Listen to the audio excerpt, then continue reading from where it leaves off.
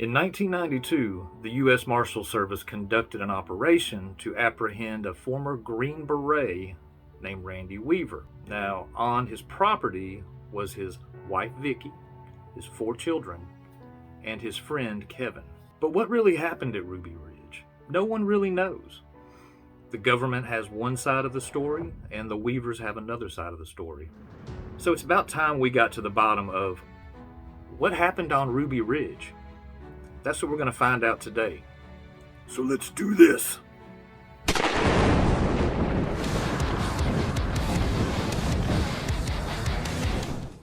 We are going to cover the story of Ruby Ridge as told by the ATF, by the U.S. Marshal Services, as well as the Weaver family that was involved. So if you like this type of content, please go ahead, subscribe. We will be putting out more content of this nature, so if this is the type of thing that you are into, I highly suggest you click that button and go ahead and subscribe.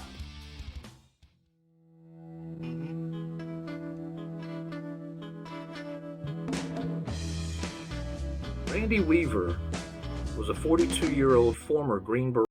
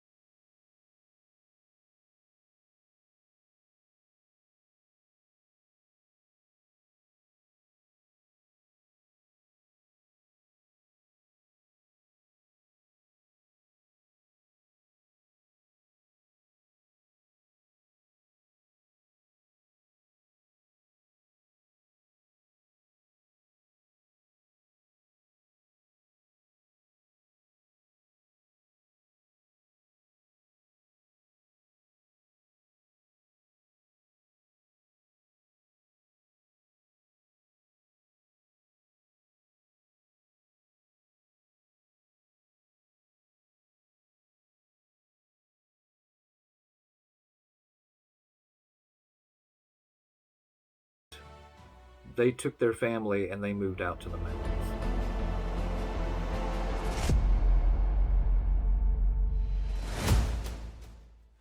Now, the 20-acre lot that they purchased was in Boundary County. Now, Boundary County had Caribou Mountains, and that is where Randy and Vicki and their children relocated to. Randy was later quoted as saying that the whole Ruby Ridge was something that was manufactured by the media. He said he actually lived on Caribou Ridge, but Ruby Ridge kind of rolls off the tongue better, don't you think? They began living as isolationists, away from everyone. They learned to live off of the land. But in 1984, Randy's neighbor, Terry Kennison, did a dispute of about $3,000 that was left owed on the land. They went to court. Randy Weaver won. As a matter of fact, he even won an additional $2,100 in the ruling, which really pissed off Kennison.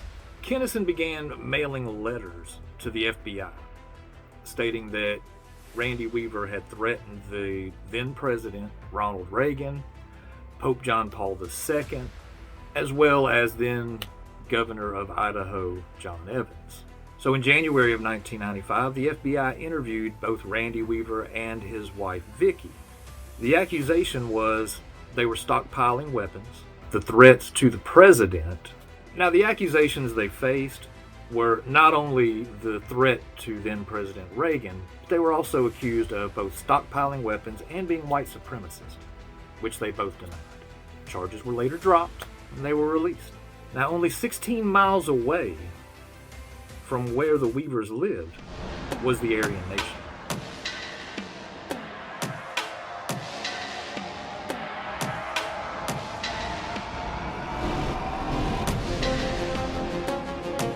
The Aryan Nation was pretty big in northern Idaho back in these days. And having a compound 16 miles away put them within enough reach for these people to reach out to them, which they did. Now, the leader of the Aryan Nation, a man named Richard Butler, reached out to Randy Weaver and asked him to come down and spend some time with him. Weaver made it clear he had absolutely no interest in joining, but his curiosity was piqued because they did share some views in common. So the Weavers went down to one of these Aryan Nation picnics, let the children play, got some food, had many debates and conversations about religion, supremacy. I'm not sure what all they discuss at these white nationalist meetings, but whatever it is, according to Sarah, his oldest child, she stated that he loved to go there and argue and debate with him about a myriad of things. Mainly the fact that he was very, very religious, and some of the sects of the white supremacist movement, such as the skinheads, some of the outlaw bikers, they were agnostic, they were atheist. So I'm sure they had plenty of things to argue and debate about. Now in 1986, Richard Butler invited Randy to come down to one of their Aryan Congress meetings. So Randy obliged. And when he went there, he met a very interesting guy that he quickly became friends with. Now this person was an FBI informant. Now because he was an FBI informant, we have no information on his name. To my knowledge, it has never been released, but the fact is he and Randy became good friends. It was at this point the FBI really began monitoring Randy Weaver. You've been on a mission to take my pride away from me. You don't ever listen, and you live with your complacency. You don't scare me, but you So you have a man who has a huge distrust in the government, who has been taken down to FBI headquarters to be interviewed about being a white supremacist. He's been accused of being a bank robber. Randy hadn't had a good time with the government, so you can only imagine his views on the government at this point. But it gets worse. This informant, who was friends with Randy, was requested on behest of his own handler to ask Randy to saw off 2 shotguns. It's not illegal to saw off shotguns in the state of Idaho, or at least back then it wasn't. Problem is, you need a permit in order to do this. Randy didn't have a permit. Therefore, he broke federal law by selling 2 sawed-off shotguns. So in 1990, the ATF brought up charges on Randy Weaver for the selling of these 2 shotguns. Now, when they approached Randy about this, they advised him that they would be more than happy to drop the charges if he became an informant for them, to which Randy quickly denied. Randy made it very clear that he was no snitch. So now Randy is going to have to be charged with these gun charges. Now the charges that they levied on him was the manufacturing, which technically he did by sawing off the barrel of the shotgun. The other charge was possession, which he did possess. So 2 charges that he clearly was guilty of. They could have brought him up on charges for the selling, but they didn't pursue those charges. So that never came to fruition.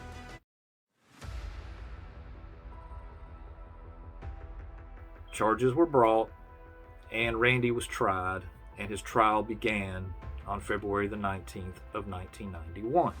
Now, after this incident, it pissed Vicky off something fierce. Vicky mailed 2 separate letters to the federal government stating her displeasure in being targeted and harassed. Now, the probation officers that were assigned to Randy reached out to Randy multiple times. He never responded. Randy was an isolationist. He was done. He wanted no further interaction with the government. I suppose it was in hopes that they would forget about him. I'm not really sure what Randy's long-term plan was here, but for the short term, it was obvious. Don't communicate with me, I have no interest in it. So on February 20th, when Randy did not appear in court, as expected, a warrant was issued for his arrest. By issuing this warrant, that took this out of the jurisdiction of the ATF.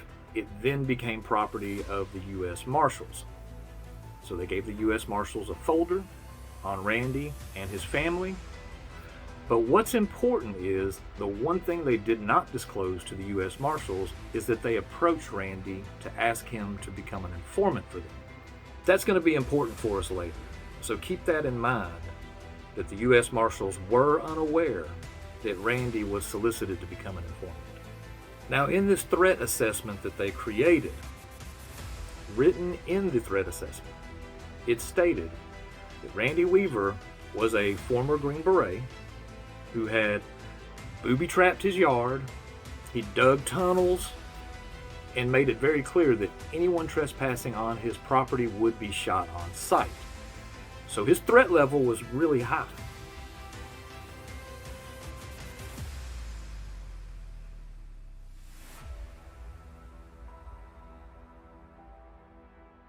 On March 14th, 1991, the U.S. Marshals met with the U.S. Attorney's Office and they called a grand jury. It was at this point in time that they had officially issued an arrest warrant for Randy Weaver. When the U.S. Marshals reached out to Randy, he made it very clear that he would not be leaving his property and that any attempt to sequester him and bring him in would be met with force.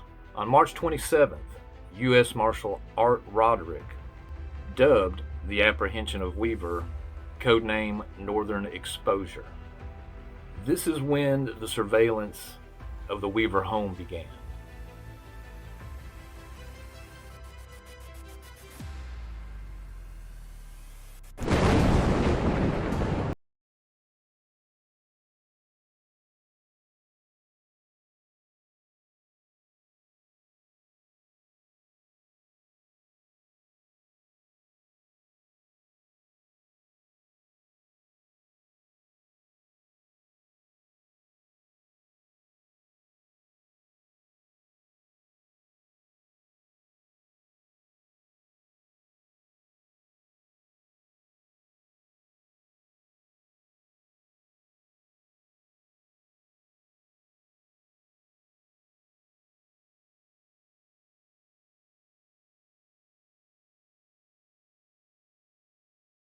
Of 1992, a film crew flew over the home of the Weavers in a helicopter. This film crew was with Geraldo Rivera. Now, at this time, Rivera's pilot stated that Randy Weaver fired on the helicopter. Weaver said he never did that. Now, U.S. Marshal William Mays stated that he did see the helicopter when it flew over, but he heard no shots.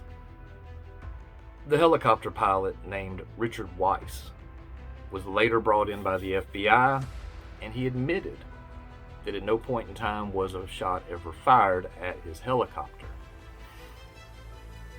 Now, the unfortunate thing is it was already reported that he had.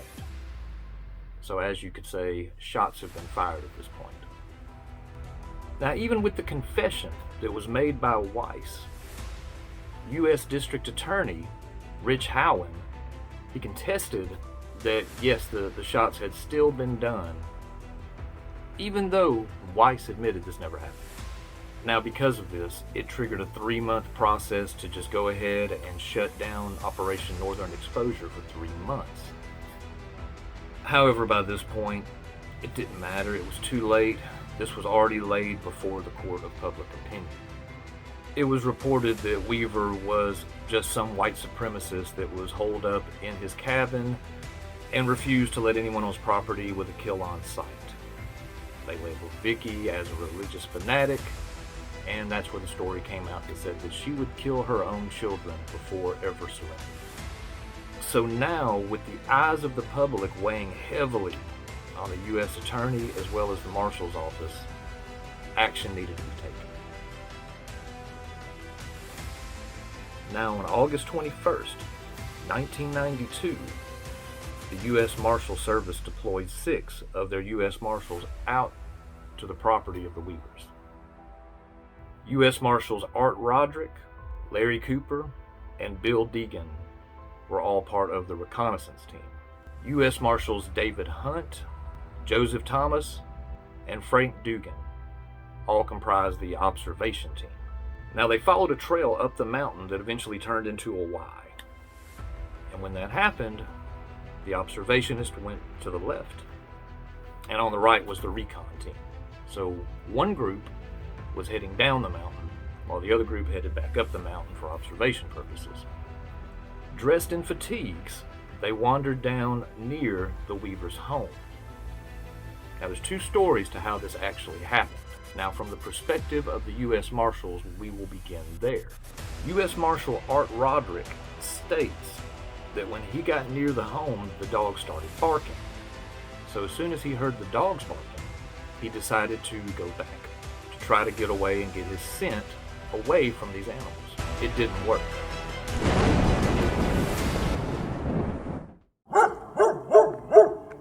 Kevin Harris and Randy's son, Samuel, at this time was 14 years old, headed out of the cabin and took a beeline straight towards where the dogs were barking. Well, the dogs eventually led them to the U.S. Marshals. Now, when the dogs approached the U.S. Marshals, U.S. Marshal Art Roderick shot and killed the Weaver's dog, Striker. Now, according to U.S. Marshals, this is what they state happened. Upon hearing the dogs bark, they doubled back to get out of the way of the scent of the animals. They retreated back to where they had that Y at the trail. And when they arrived at that location, according to them, they stated they saw Randy Weaver coming down the second trail. When they saw Weaver, they yelled out, "Stop, U.S. Marshals," to which he had no rebuttal. Weaver said nothing. During this 1 minute that, according to Marshals, happened, other than them saying, "Stop, U.S. Marshals," there's really not a lot to go on prior to the dogs arriving. When the dog Striker arrived, he was the first one around the corner. U.S. Marshal Art Roderick lowered his rifle and shot and killed Striker. Unbeknownst to him, according to what they're stating, Samuel Weaver, the 14-year-old son of Randy, saw this and immediately leveled his rifle at the U.S. Marshals and said, "You killed my dog, you son of a bitch," and fired 2 shots in their direction. When this occurred, the U.S. Marshals retreated back for cover and fired multiple shots to cover themselves. It was at this time that the U.S. Marshals stated they noticed that Marshal Bill Deegan was down.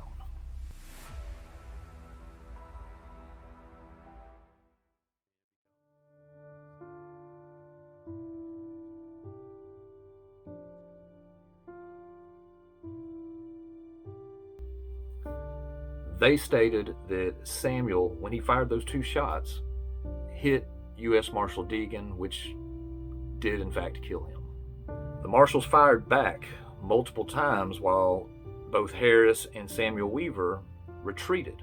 Now, what I don't get about this story is, where is Randy during all of this if he arrived 1 minute prior to this confrontation occurring?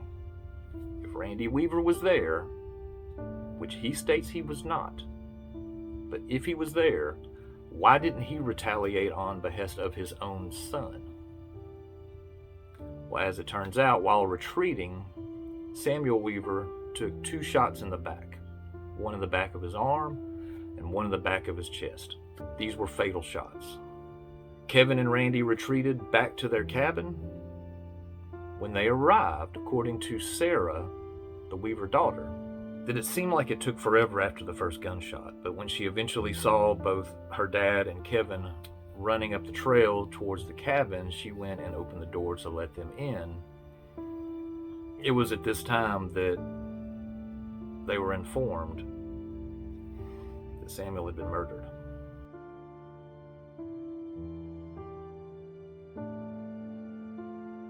Now, according to Kevin Harris, as well as Randy Weaver, the events that occurred were this. Kevin and Samuel heard the dogs barking, assuming that it was prey. They were low on meat. They may have even been out of meat at this point. They needed to eat. And when they heard the dogs chasing, they took off after them, rifles in hand. When they chased the trail up, they heard a gunshot just prior to where they could see which turned out to be Stryker being shot by U.S. Marshal Art Roderick. When Samuel saw this, Samuel did say, "You killed my dog, you son of a bitch," and fired 2 shots. Now, what was later found in court was that the shots that Samuel fired didn't actually hit U.S. Marshal Dugan.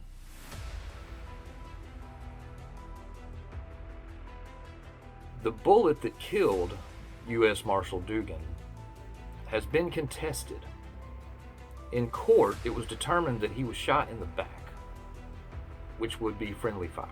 But court records showed that one of the bullets that hit and killed U.S. Marshal Dugan was fired from Kevin's rifle. Kevin was admonished of all charges. So, for this to occur, that would mean that he murdered a U.S. Marshal and got away with it, even with evidence mounting showing he was the man that pulled the trigger.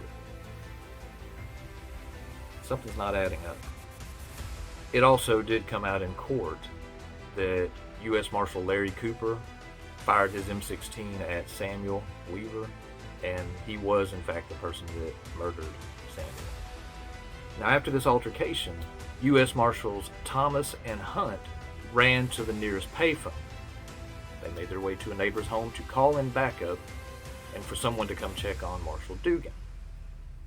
At the same time, Vicky, who was just grieving at the loss of her son, refused to allow Samuel to stay out there and not be with the family. So she and Randy went back down to the Y, grabbed Samuel's body, brought it back, and put his body in a shed.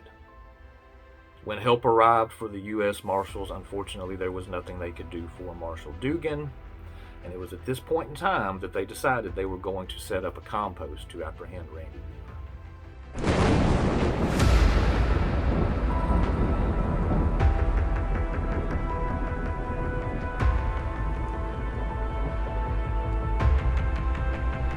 On February 22nd, the FBI appointed Eugene Glenn as the site commander for the compost they were going to be setting up, and he would in fact be in charge of the FBI, the ATF, as well as local PD.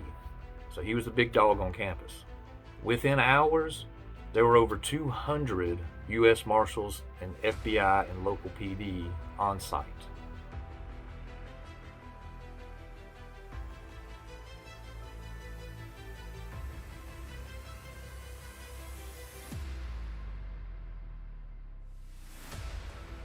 Now, also on August the 22nd, 1992, Idaho Governor Cecil Andrus signed a declaration for a state of emergency. He allowed the FBI the use of the National Guard Armory, as well as any personnel and carriers they needed to assist. So within just a few days, there were over 400 people at the property for the Weavers. Now, special rules were drafted by the FBI and the U.S. Marshals. This is also important later on. Now, according to these special rules, here's what you have. If any adult is seen around the cabin with a weapon, you must first shout for them to surrender. If they do not, you are allowed to use deadly force. That is rule number 1. If any adult male is seen around the cabin armed and there are no children around, you have the right to use deadly force. That's rule number 2.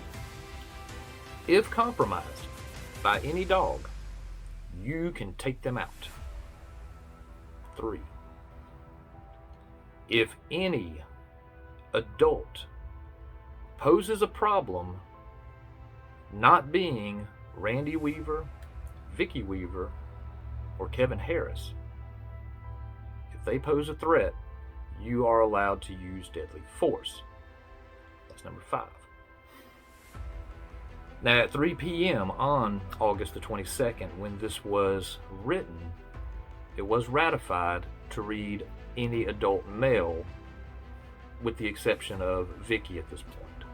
Now, according to the hostage rescue team sniper, Dale Monroe, they determined that these rules were literally just a green light to shoot on sight. And that's from him.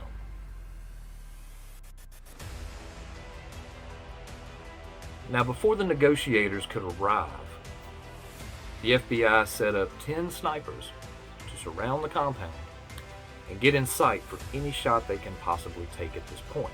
Now, keep in mind, these are the same FBI snipers that were basically advised if you see somebody, it is a green light to shoot.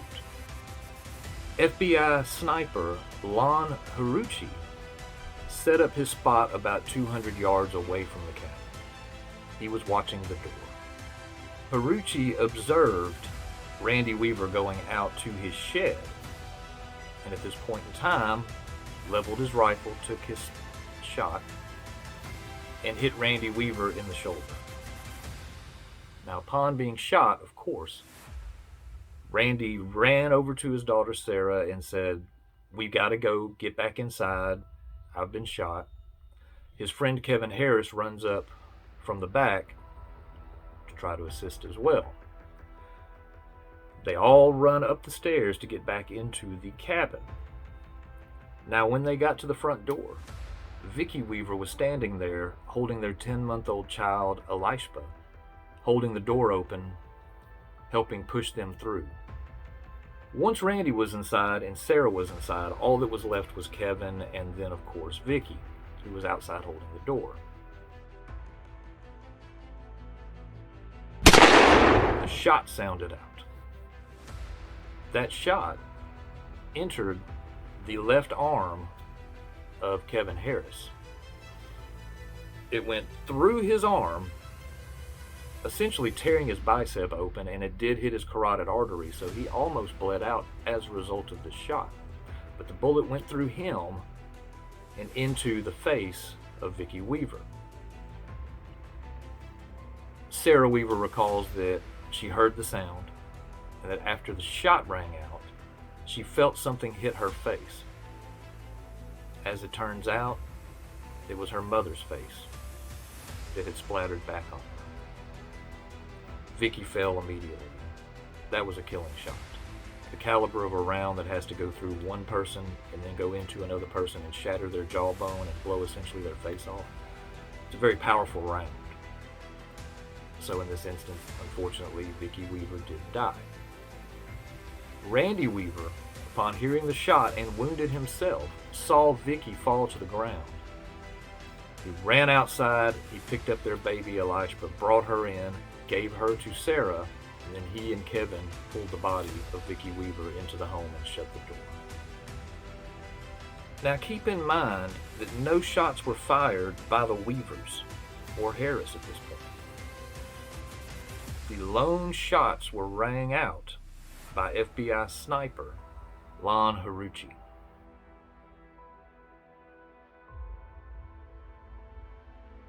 It was at this point that the media had shined such a bright light on the situation that protesters began arriving. Down where the road was blocked, where U.S. Marshals and FBI had it closed off, many protesters showed up. You had religious protesters, you had the Aryan white supremacist protesters. At this point, no one is aware of what happened with Vicky Weaver. Not even Lon Haruchi knew the fate of Vicky Weaver.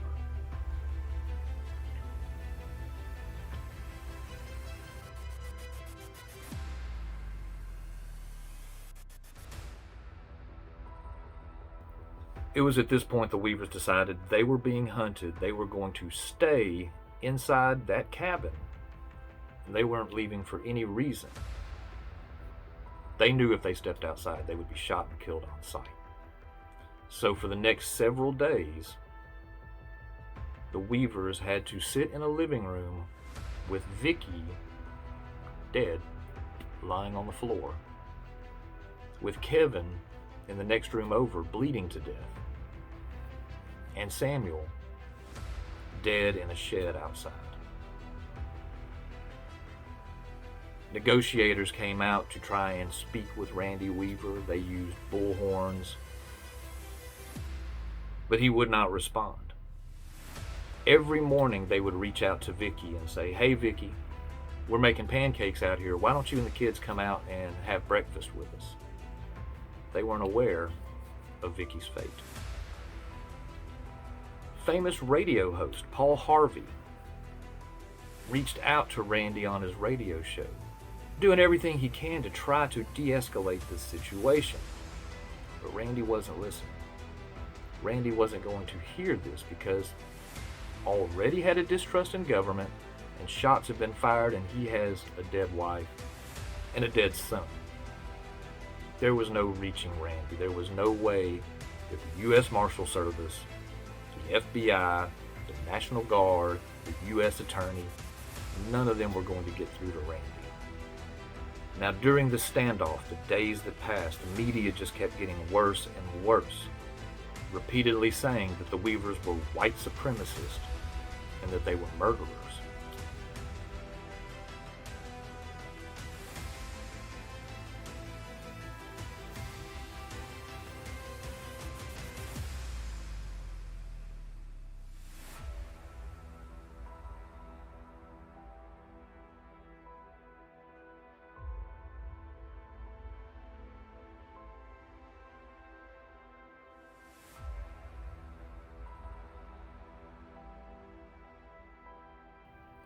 After a week of this standoff, the FBI was getting too much bad press.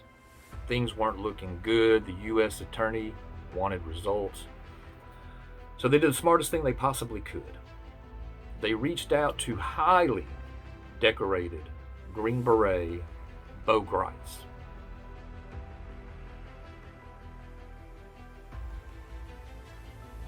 Now, Bo Gritz was not only a Green Beret, this man actually was running for president at the time. He was very highly decorated. When you see the amount of medals that Gritz has on his chest, it's pretty obvious this guy has been through hell and back.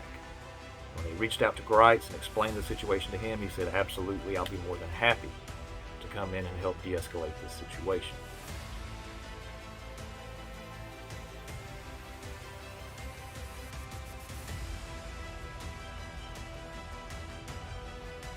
When Gritz arrived, he yelled out to Randy and said, "Hey Randy, this is Bo Gritz."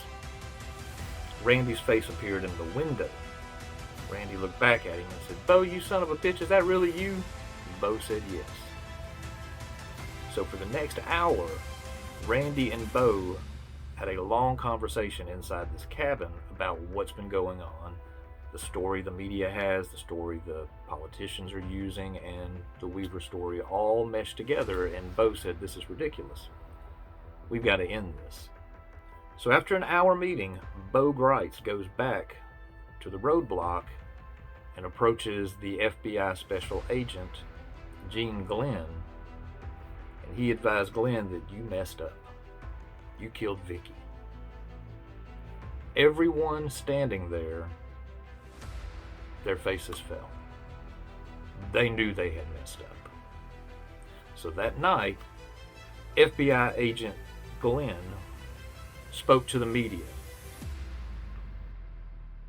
Unfortunately, Vicky is dead. Now, when this was announced to the media that night, you can only imagine, the story started to shift.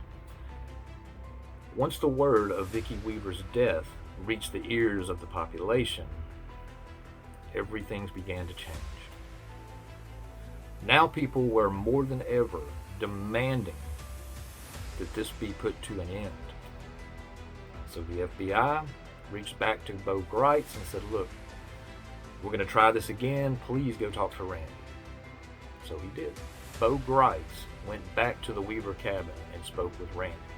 He cut Randy a deal and said, "Look, Kevin's about to die. He needs medical attention. We need to get Kevin to the hospital." Randy agreed. But Randy, you've got a dead wife laying on the floor. Your children see her every moment that they're awake. You need to get Vicky's body out of here. To which Randy agreed. So Bo Gritz assisted in taking Vicky Weaver's body out, getting Kevin to a hospital where they did save his life. And he also took Samuel and got his body out of the shed. Randy was airlifted to Sacred Heart Medical Facility in Spokane, Washington. And a couple of days afterwards, both he and Kevin were charged with the murder of the U.S. Marshal Deacon. When it was all said and done, Randy Weaver spent 16 months in county jail for failure to appear in court. All of the charges against Randy Weaver were dropped. The charges that were levied against Kevin were also dropped. Basically, they did their own time served, and that's all the time they had to spend in jail. And when you think about it in the long term, the man lost his wife, he lost his son, not only his sanity, but also the sanity of his children. All of that was lost because he failed to appear in court. In 1997, Michael Cahoe, who was in charge of the FBI's Violent Crimes Division, pleaded guilty to obstruction in this case. He was sentenced to 18 months in jail and a $4,000 fine. Randy Weaver and his daughters filed a suit against the U.S. Marshal Service, which was immediately settled out of court. They were awarded $3.1 million. The $3 million go to the three daughters, and Randy received $100,000. Well, I hope you guys enjoyed the story. This was not a easy story to tell, because for me, it's one I've held in for years that I've just always had questions, and we've never gotten the answers from. So I felt obligated that I needed to make this documentary just so people can see things don't always add up when you incorporate politics and media. So be very mindful of what you hear and what you believe. But go ahead and hit that subscribe button. We will be putting out more of these style documentaries here soon. I appreciate all the time that you've given me today, and thank you very much for listening.